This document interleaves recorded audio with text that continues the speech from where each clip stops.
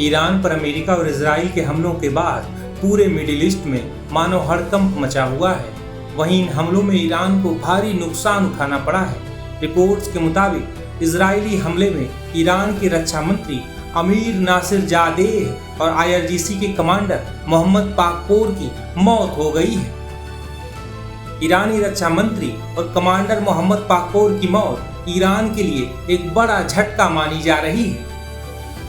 दरअसल इजराइल ने शुरुआती हमलों में ईरान की राजधानी तेहरान में कई ऐसे जगहों पर हमला किया था जहां ईरान के डिफेंस काउंसिल से जुड़े लोगों के मौजूद होने की खबर थी। अमेरिका और इजराइल के हमलों के बाद ईरान ने भी जबरदस्त पलटवार किया है।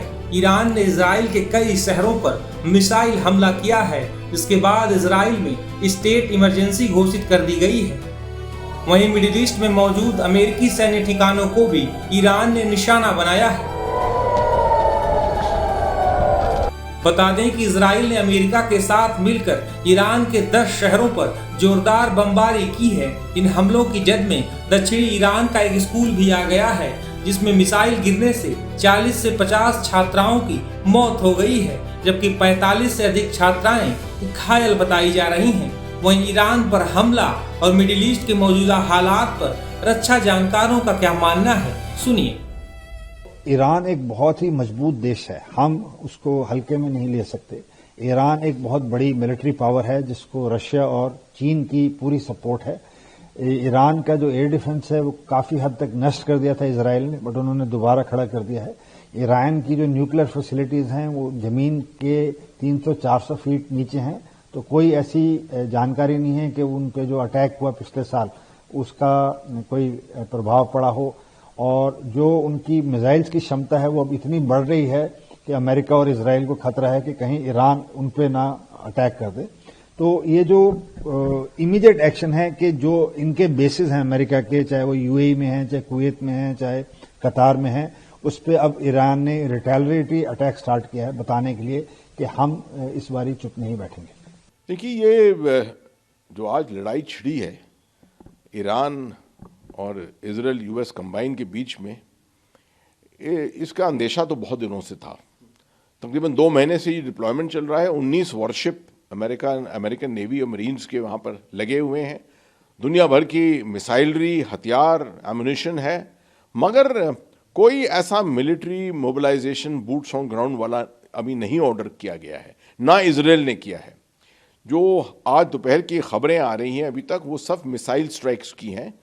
और मैं अनुमान लगाता हूं कि अगर मुद्दा यूनाइटेड स्टेट्स और इजराइल का है रेजिम चेंज, यानी कि वहाँ की सरकार को हटाना, तो इस तरह से सिर्फ मिसाइल मारकर, रॉकेटरी मारकर इसको हटाना मुश्किल हो जाएगा।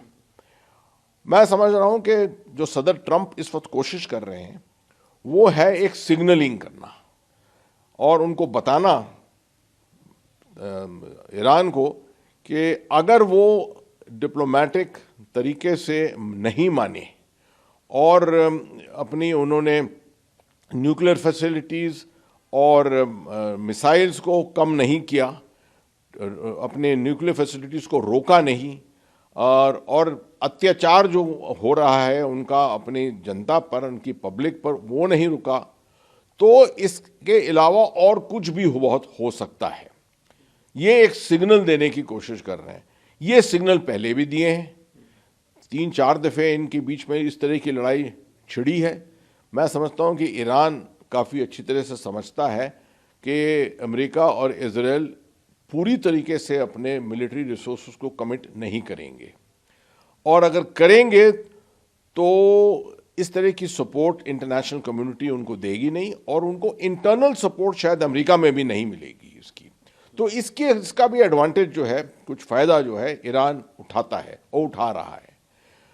ईरान के पास मिसाइल बेशुमार हैं, न्यूक्लियर फैसिलिटीज़, ये असेसमेंट है कि उसके पास न्यूक्लियर काबिलियत बन रही है। अभी तक कहाँ तक बनी है कोई असेस नहीं कर सकता है, मगर इस तरह की आर पार की लड़ाई जैसे शुरू हुई है, इसमें अमेरिका बहुत डिस्ट्रक्शन कर सकता है ईरान पर। मगर ईरान जवाबी हमलों में अगर किसी एक बड़े शिप को या किसी और मैरीटाइम प्लेटफॉर्म के ऊपर हमला करके उसको तबाह कर दे, तो उससे भी बहुत बड़ा पॉलिटिकल प्रॉब्लम जो है मामला वो छिड़ जाएगा।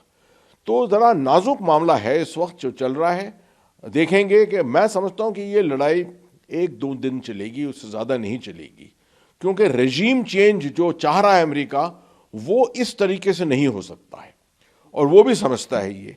वो सिर्फ सिग्नलिंग कर रहा है और एक अपनी इंतहा बना रहा है कि वहां तक वो जाएगा, उसके आगे शायद नहीं जाएगा। ईरान भी उनके साथ इसी असेसमेंट में लगा हुआ है। तो इस तरह की लड़ाई में दोनों तरफ जो है वो एक दूसरे के को कैलिब्रेट करके देख रहे हैं कि कितनी इंतहाई, कितने आगे तक बढ़ेंगे।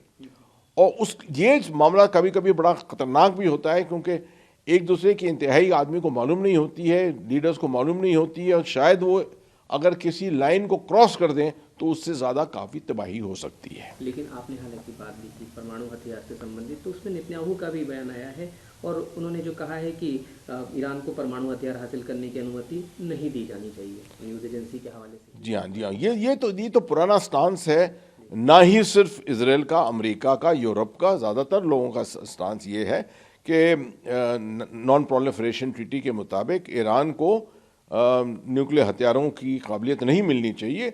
अपना न्यूक्लियर पावर के लिए और न्यूक्लियर साइंस के तौर पर इस्तेमाल करें न्यूक्लियर टेक्नोलॉजी को, तो उसमें कोई किसी को ऑब्जेक्शन नहीं है। तो अमेरिका तो क्लेम करता है कि उसने ज़्यादातर न्यूक्लियर काबिलियत जो है ईरान की वो तबाह कर दी है, डिस्ट्रॉय कर दी है, मगर अभी भी असेसमेंट के मुताबिक वो अभी भी जारी है इस प्रोग्राम के अंदर। तो ये कोई चांस नहीं लेना चाहते हैं कि इस तरह से, क्योंकि अगर एक दिन आ गया जहां पर ईरान डिक्लेयर कर दे कि वो न्यूक्लियर पावर है, तो पूरे मिडिल ईस्ट का जो बैलेंस ऑफ पावर है वो पलट जाएगा बिल्कुल ही। और फिर सऊदी अरेबिया भी चाहेगा कि वो न्यूक्लियर बने, और भी छोटे देश हैं ऐसे जो अपने आप को थोड़े ख़तरे में समझेंगे, वो भी बनना चाहेंगे इस तरह से। तो इस तरह से अगर वो न्यूक्लियराइजेशन पूरे इलाके में हो गया तो ये सभी के लिए बहुत ख़तरनाक होगा। जीरो हमने इन्वेंट किया, हमने बताया दुनिया को, जहां योग है वहां रोग नहीं। सबसे पुरानी सभ्यता है हमारी।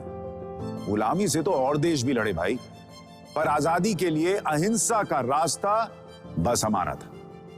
अपने पसीने से जमीन सींचता किसान और घर में घुसकर मारने वाले जवान, बस इसी मिट्टी ने जने।